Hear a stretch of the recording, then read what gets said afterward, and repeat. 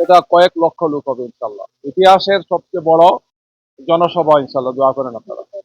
আমাদের তো টার্গেট ঢাকা মহানগর এবং ঢাকা বিভাগ সহ আশপাশের জেলা এবং পুরো দেশ থেকেই আমাদের একটা পার্টিসিপেশন থাকবে।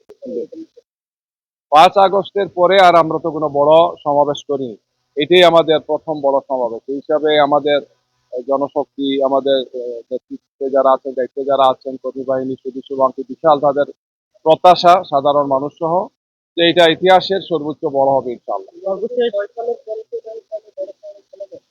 ফেসিবাদের সময় তো আসলে কেউ কোনো প্রোগ্রাম আমরা করতে পারিনি। 2023 সালের 28 অক্টোবর একা হয়েছিল, আপনারা জানেন।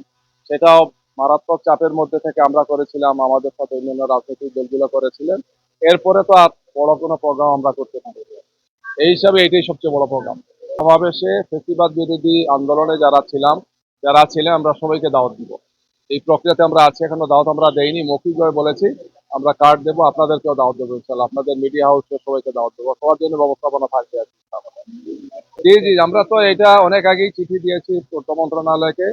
ওনারা আমাদেরকে মাঠের পারমিশন তো পুলিশ দেয় না, সেই পারমিশন দিয়েছেন। আমরা আজকে আসছিলাম ওনাদেরকে অবহিত করা, পরিকল্পনা ওনাদের সাথে শেয়ার করা, যাতে সুন্দর শান্তিপূর্ণভাবে সেটা হয়। এটা ওনারা আমাদেরকে আশ্বস্ত করেছে।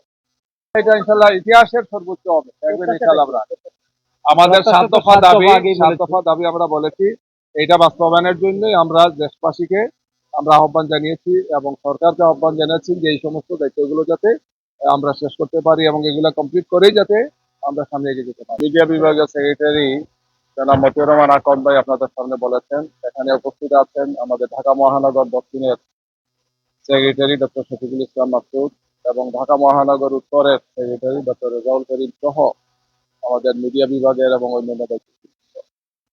প্রিয় সাংবাদিক বন্ধুগণ, মূলত আগামী 19শে জুলাই সোহরাওয়ার্দী উদ্যানে 2টার সময় আমাদের যে জাতীয় সমাবেশ, এই উপলক্ষে আমরা এসেছিলাম। গতকালকে স্বরাষ্ট্র মন্ত্রণালয়ের দায়িত্বে নিয়োজিত সম্মানিত উপদেষ্টার সাথে আমাদের 2জন সিনিয়র দায়িত্বশীল মিটিং করেছেন। এরই ধারাবাহিকতায় আমরা আজকে ডিএমপি কমিশনার অফিসে এসেছিলাম। আমরা ওনাদেরকে অবহিত করেছি, আমাদের পরিকল্পনা ওনাদেরকে জানিয়েছি এবং এই ব্যাপারে প্রয়োজনীয় সহযোগিতা ওনারা করবেন সেটা আমাদেরকে আশ্বস্ত করেছে। কয়েকটি বিষয়, একটি হচ্ছে যে ট্রাফিক ব্যবস্থা, যাতে আমাদের বিপুল সংখ্যক গাড়ি আসবে, প্রাইভেট গাড়ি, বড় গাড়ি, বিভিন্ন ধরনের গাড়ি আসবে।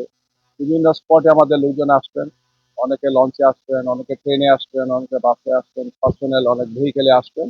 এই সমস্ত বিষয়গুলো যাতে ওনারা নিশ্চিত করেন, গাড়ি ঢুকা, গাড়ি বের হওয়া, গাড়িগুলোকে এক জায়গাতে রাখার বিষয়টি এটা যাতে ওরা নিশ্চিত করেন। এর পাশাপাশি আইন শৃঙ্খলা এবং বিশেষ করে নিরাপত্তাজনিত বিষয়গুলোকে ওনারা এনশিওর করবেন, আশ্বস্ত করেছেন। আমরা ওনাদেরকে অবহিত করেছি আমাদের পরিকল্পনা। আমরা ফার্দার আর ওনাদের সাথে যোগাযোগ রাখবো। ওনারা পরিকল্পনা নিচ্ছেন, আমাদের কিছু পরিকল্পনা আছে। দুটো মিলেই একটি সুন্দর, সুস্থ এবং শান্তিপূর্ণভাবে এই জাতীয় সমাবেশটি যাতে অনুষ্ঠিত হয়, আমরা সেই ব্যাপারে একটি কার্যকর পরিকল্পনা নিয়েছি এবং সেটা বাস্তবায়ন হবে ইনশাআল্লাহ।